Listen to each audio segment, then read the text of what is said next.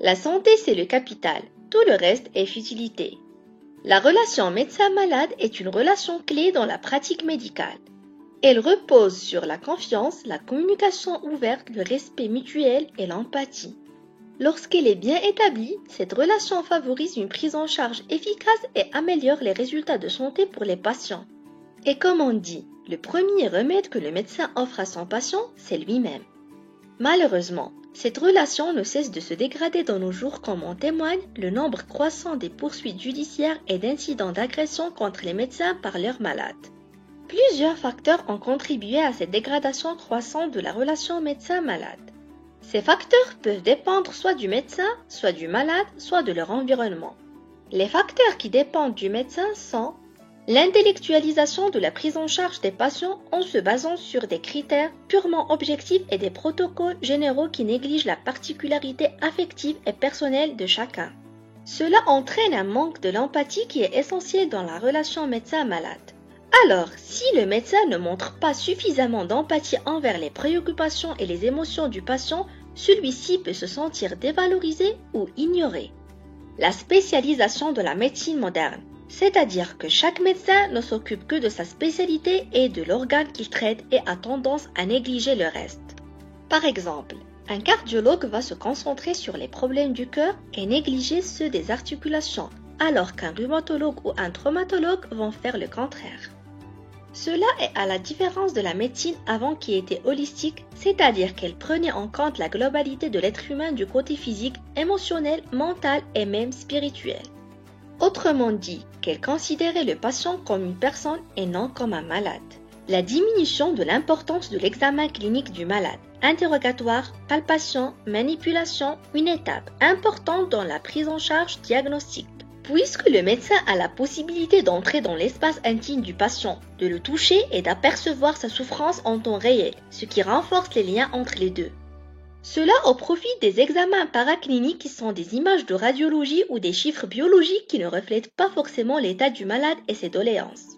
Cette situation ne peut que s'aggraver avec l'avènement de l'intelligence artificielle. Le conflit d'intérêts. C'est une situation où le médecin préfère agir en faveur de son intérêt personnel plutôt que pour ce qui est meilleur pour la santé de son malade. Cette attitude honteuse est devenue malheureusement assez fréquente dans un monde de plus en plus matérialiste et immoral.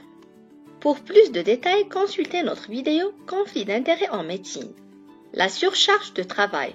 Les médecins sont confrontés à une surcharge de travail, ce qui peut affecter la qualité des interactions avec les patients, puisqu'ils ont plus tendance à éviter d'entrer dans des discussions personnelles jugées inutiles pour la démarche diagnostique et thérapeutique, mais qui sont importantes pour tisser des liens affectifs avec le patient.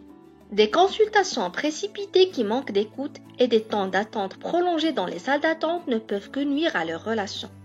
Les facteurs qui dépendent du patient sont essentiellement le manque de confiance, avec des patients de plus en plus méfiants qui interprètent chaque geste du médecin d'une manière douteuse ou malveillante. En ayant dans la tête des préjugés et des mauvais exemples de médecins incompétents ou mal intentionnés, ce qui bloque la prise en charge diagnostique et thérapeutique.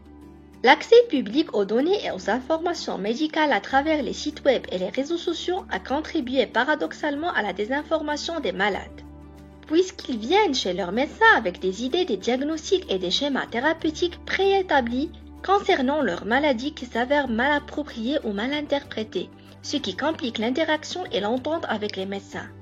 Les facteurs qui dépendent de l'environnement sont essentiellement l'aspect médico-légal. Les poursuites judiciaires des médecins par les malades sont devenues fréquentes en raison du durcissement des lois, qui confondent de plus en plus entre les incidents médicaux indésirables dus à des complications potentielles de la maladie ou à des facteurs incontrôlables et les fautes médico-légales dues à des erreurs du médecin.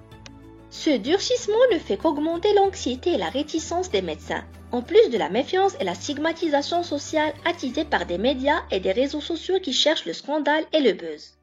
La situation économique difficile, la pauvreté, le manque d'une couverture sociale et le manque de moyens font que la prise en charge des patients devient difficile, soit en milieu public au sein des hôpitaux et des centres de santé où les médecins doivent se débrouiller avec les moyens de bord, et servent de bouclier et parfois de bouc émissaire pour des systèmes politiques incompétents et corrompus.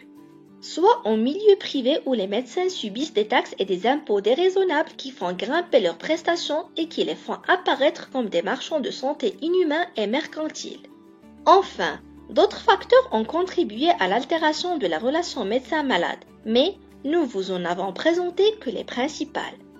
Un dernier mot sur les solutions de cette problématique. C'est difficile de les traiter dans cette vidéo, surtout qu'elles sont complexes et relèvent des domaines socio-culturels, économiques et politiques. Mais nous allons essayer d'y revenir ultérieurement. Abonnez-vous pour recevoir nos prochaines vidéos.